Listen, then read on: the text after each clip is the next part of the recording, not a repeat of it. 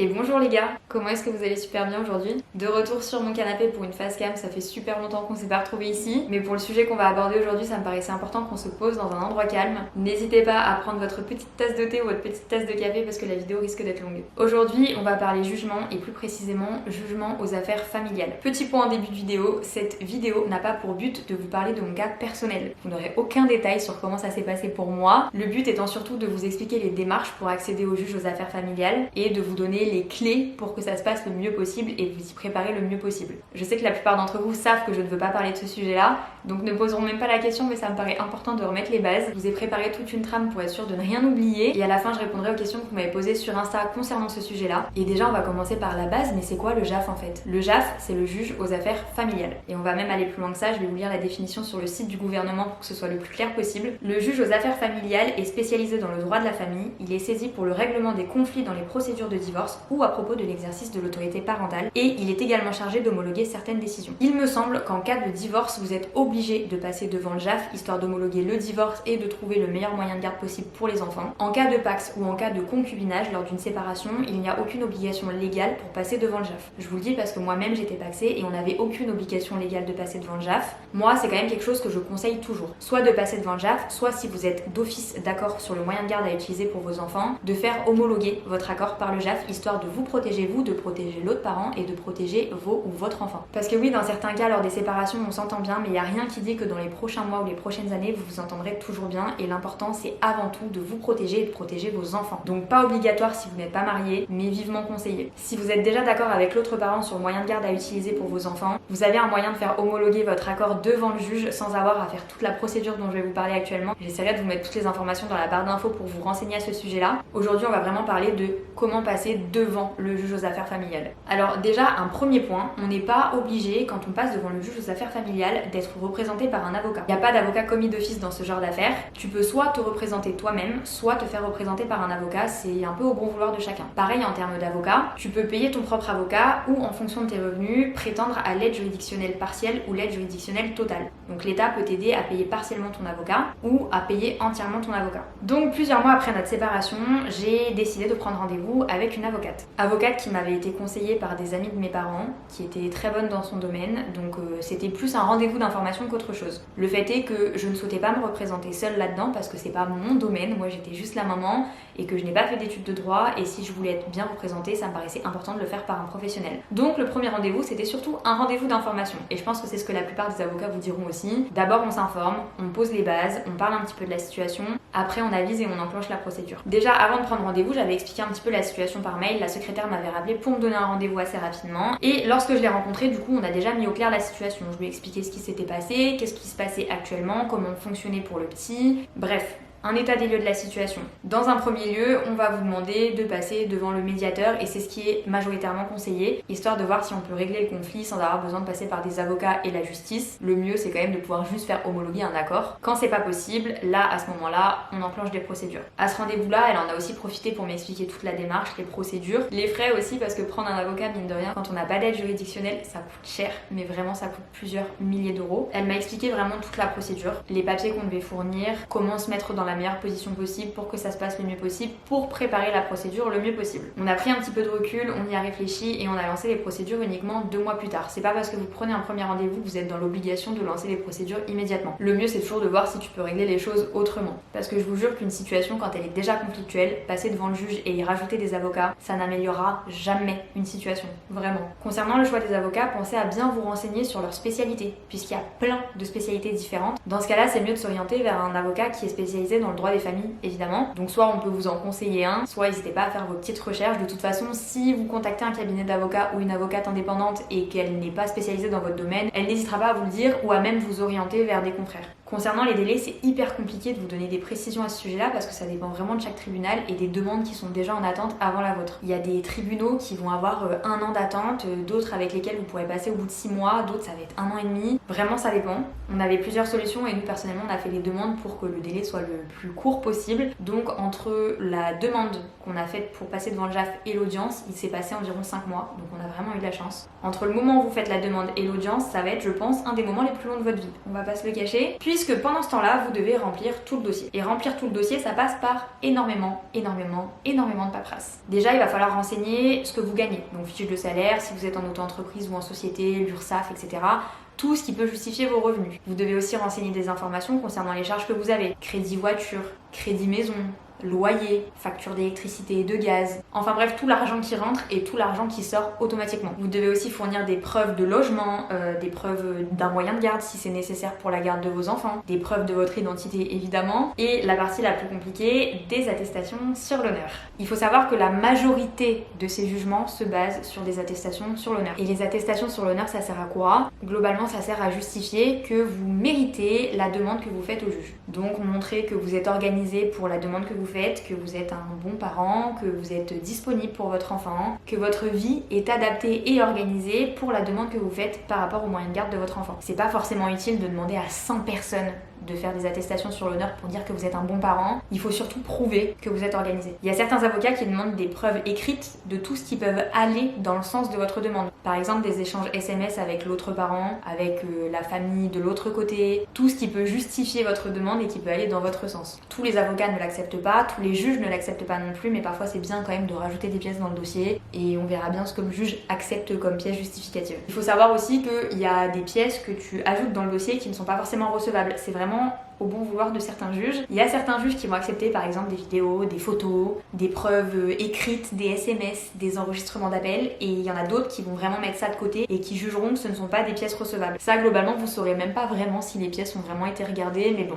Parfois, c'est bien de fournir un peu plus, quitte à ce que ce soit pas utilisé. Une fois que le dossier est complet, il va falloir écrire la plaidoirie. D'où l'intérêt d'être aussi représenté par un avocat, parce que comme je vous le disais, ils savent bien mieux nous représenter que nous, c'est leur métier. Le but étant d'expliquer au mieux la situation du parent, la situation de l'autre parent, et pourquoi un des deux parents fait cette demande-là. Qu'est-ce qui va dans le sens de ce parent pour que le juge ait à accepter cette demande-là. Et évidemment, les deux avocats des deux côtés font la même chose. J'ai envie de donner un petit conseil, mais bon, ça en général, si vous êtes représenté par un avocat, il y aura pas trop de soucis là-dessus, ils le feront naturellement. Mais par exemple, si vous faites une demande, je sais pas, de résidence principale et que on imagine que potentiellement la résidence principale ne soit pas acceptée, mettez dans votre plaidoirie une petite annexe de on demande ça. Dans le cas où ça n'est pas accepté et que par exemple vous mettez une garde alternée, on souhaiterait ça comme type de garde alternée, ça comme type d'échange, histoire de vraiment se préparer aux différentes situations possibles. Dans la majorité des cas, seulement quelques jours avant le jugement, il y a l'échange des pièces entre les avocats, ce qui laisse très peu de temps pour se retourner s'il y a besoin de se retourner justement. Mais bon, ça c'est le jeu, hein, on peut pas faire autrement. Et vient le jour du jugement. Souvent le jour le plus angoissant de ta vie, en tout cas un des jours les plus angoissants de ta vie, puisqu'on parle quand même du moyen de garde de tes enfants, donc ça va impacter et tes enfants et ta vie. Vous n'êtes pas en soi dans l'obligation de vous rendre au jugement, que vous soyez représenté par un avocat ou non,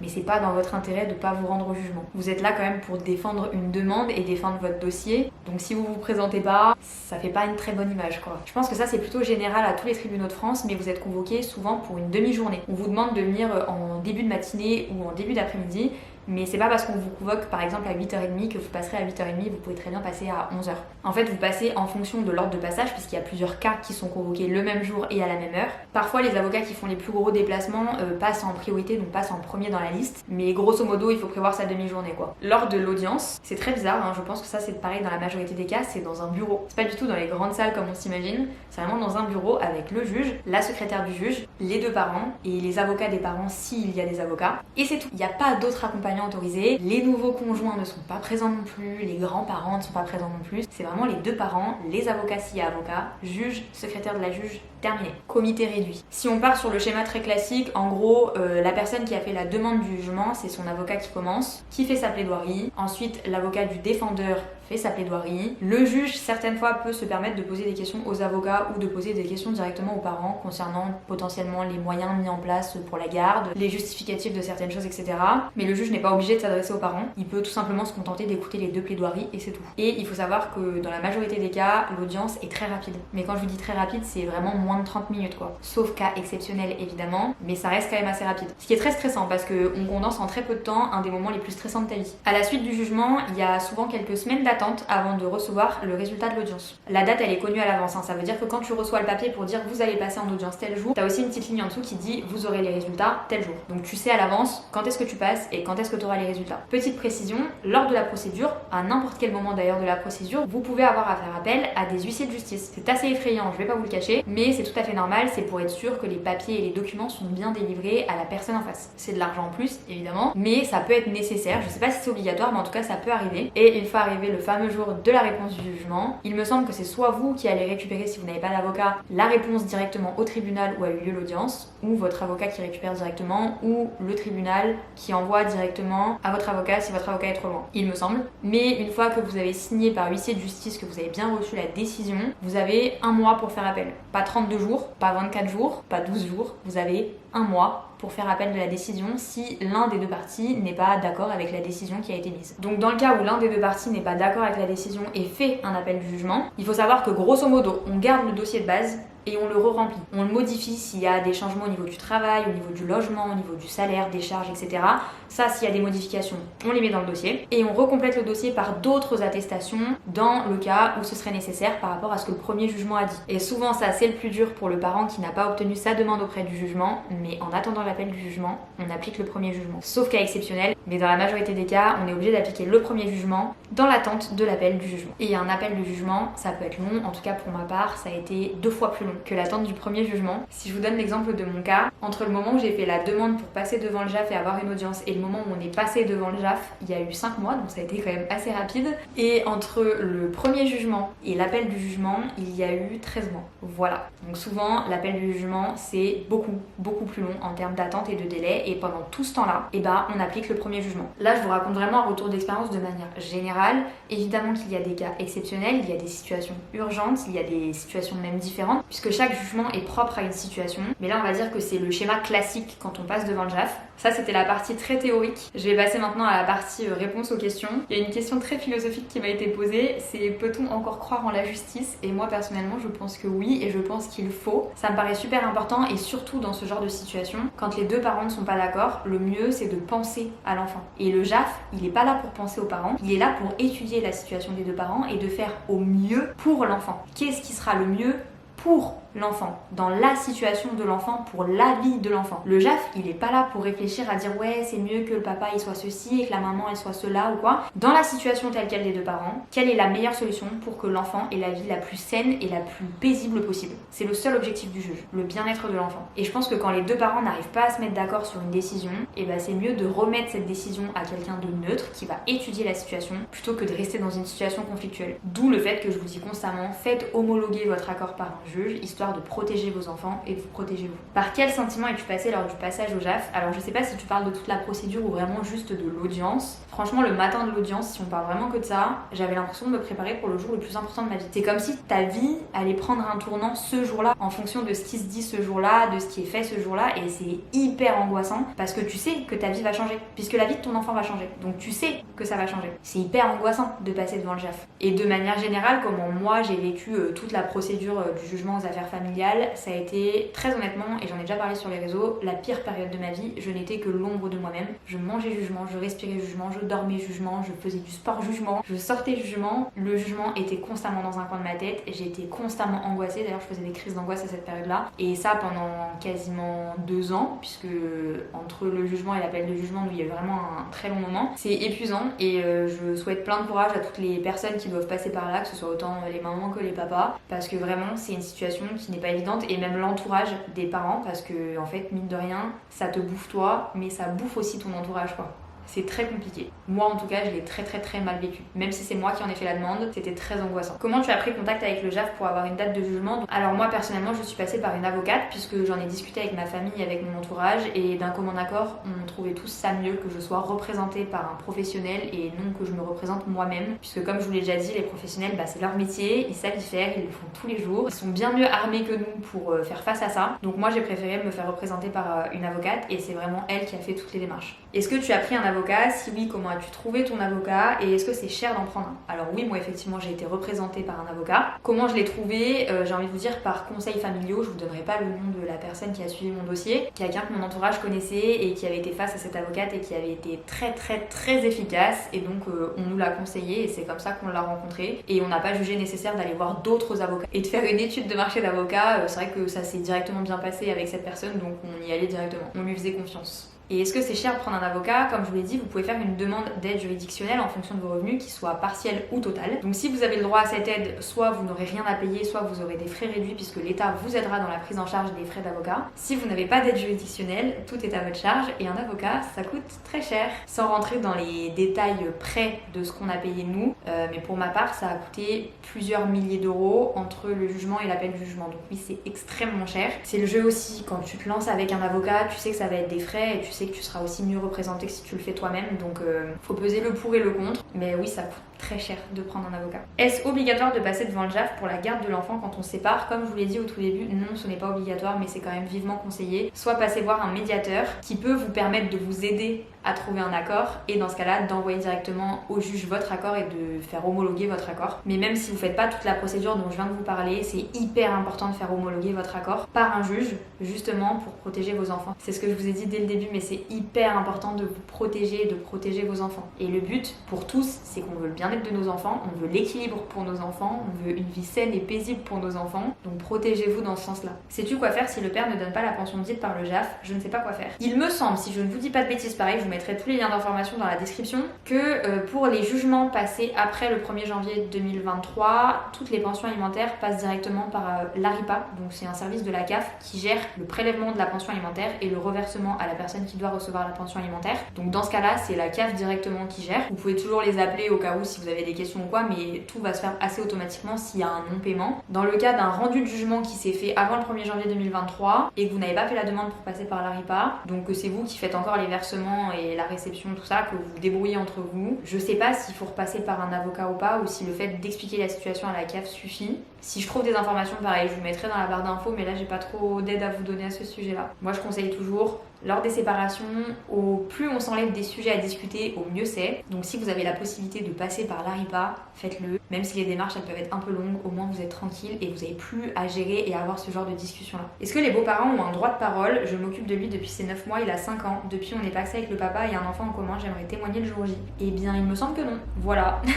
Parce que comme je vous l'ai dit au début, lors de l'audience, il y a uniquement les avocats si vous êtes représenté par des avocats, les parents, le juge et la secrétaire du juge. Je dis la secrétaire du juge mais elle a peut-être un autre nom, mais voilà, en gros vous êtes maximum 6 dans la salle et il n'y a pas d'accompagnement possible, il n'y a pas la nouvelle conjointe qui vient, le nouveau conjoint, le grand-père qui est souvent là, le meilleur ami parce que tu as besoin d'un soutien émotionnel, il n'y a pas ça. Donc toi en tant que beau-parent, tu pourras éventuellement faire une attestation sur l'honneur pour justifier de ta présence, justifier de ton investissement dans la vie de l'enfant, justifier de ce que tu veux justifier d'ailleurs, mais tu le feras dans une attestation sur l'honneur, mais tu ne seras pas présente lors de l'audience. Et je trouve ça vraiment mieux comme ça parce que mine de rien, il y a 2 parents, il n'y en a pas 4, même si souvent lors des familles recomposées, et bah mine de rien, le nouveau beau-père ou la nouvelle belle-mère fait aussi beaucoup dans l'éducation de l'enfant. Et bah l'enfant il a déjà son papa et sa maman et tu peux pas commencer à ramener tout l'entourage de l'enfant, sinon ça ferait beaucoup trop de monde dans la salle. Donc non, techniquement tu ne seras pas présente le jour de l'audience, mais tu peux faire savoir tout ce que tu veux faire savoir au juge via l'attestation sur l'honneur. Voilà, écoutez, je pense qu'on a fait le tour, je pense que la vidéo est assez longue. Si vous avez des informations complémentaires à donner, n'hésitez pas à les mettre dans les commentaires. J'espère que je vous aurai aidé, renseigné, peut-être rassuré un petit peu. Si jamais vous avez besoin d'en discuter, vous savez que mes DM vous sont ouverts.